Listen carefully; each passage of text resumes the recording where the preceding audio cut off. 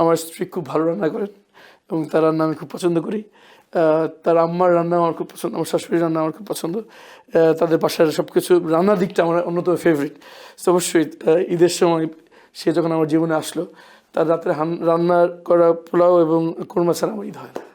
আমি একটু ভাবির কাছে আসি। ভাবি যতবার আসলে কথা বলছিলাম ততবার আমার মনে হচ্ছে যে উনি ভীষণ ভোজন রসিক একজন মানুষ। তাই কিনা আসলে ঈদের দিনটাও খুব রান্না করতে পছন্দ করেন কিনা, উনি উঠেই আসলে ঈদের দিনে নিশ্চয়ই আপনিও আসলে একটি রাজনৈতিক পরিবারে বিয়ে হবার পর এসছেন, তার মানে অনেক মানুষকে নিয়ে তো আপনারও আসলে ঈদটা করতে হয়, কেমন লাগে?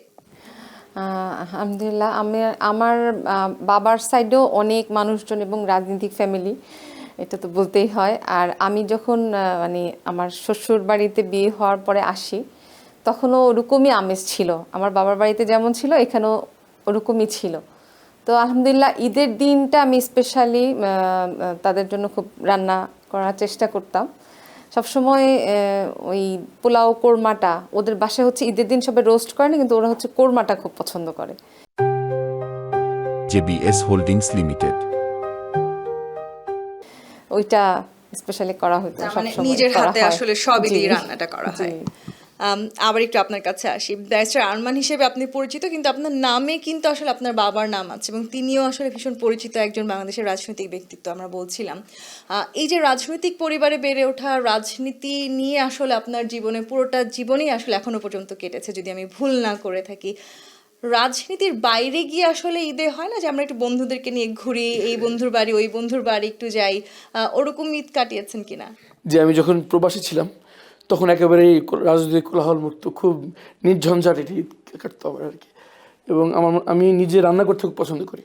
আমার অন্যতম একটা প্রিয় কাজ ছিল যে ফোনে আম্মুকে ফোন করতাম। বিদেশ থেকে ফোন করা খুব সস্তা ছিল আর কি তখন, আমি যখন ছিলাম। উনি আমাকে ফোনে ইনস্ট্রাকশন দিতেন, আমি রান্না করতাম। রান্না খুব ভালো, আমার রান্না করা খুব প্রিয় জিনিস একটা, নিজে রাঁধতে পছন্দ করি। কিন্তু ঈদের দিন আমি রাঁধতে খুব কষ্ট লাগতো, খালি মায়ের কথা মনে হয়। ভাবিকে কিছু রান্না করে খাইয়েছেন কিনা এখনো পর্যন্ত? না, আসলে আমার ওয়াইফ, আমার স্ত্রী যখন আমার জীবনে আসে তখন আমি রাজনীতির একটা দোরগোড়ায় চলে এসেছি।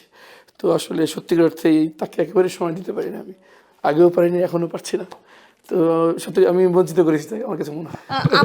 আমি যদি খুব একটা ভুল না করে থাকি, আপনি হয়তো শুরু থেকে রাজনীতিবিদ হতে চাননি, রাজনৈতিক পরিবারে বড় হয়েছেন, কিন্তু একটা দীর্ঘ সময় আপনার দেশের বাইরে কেটেছে, আপনি একটা অন্যরকম জীবন কাটাতে চেয়েছেন, আপনি ল পড়েছেন, আপনি ব্যারিস্টার হয়েছেন।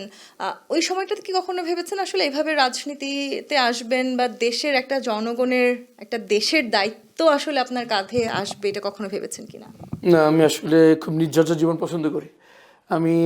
আমার ইচ্ছা ছিল যে আমি আইন পেশায় থাকবো এবং আদালতের মাধ্যমে জনগণের অধিকারের জন্য লড়বো। এভাবে রাজনীতিতে প্রবেশ করার কখনোই আমার ইচ্ছা ছিল না।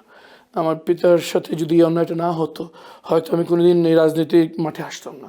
আমার বিচরণ ক্ষেত্র হচ্ছে আইন আদালত এবং জনগণকে আমি অধিকার পৌঁছে দেবো আদালতের যুদ্ধের মাধ্যমে। আমি আদালত ফোকাস ছিলাম, ওখানেই থাকতাম।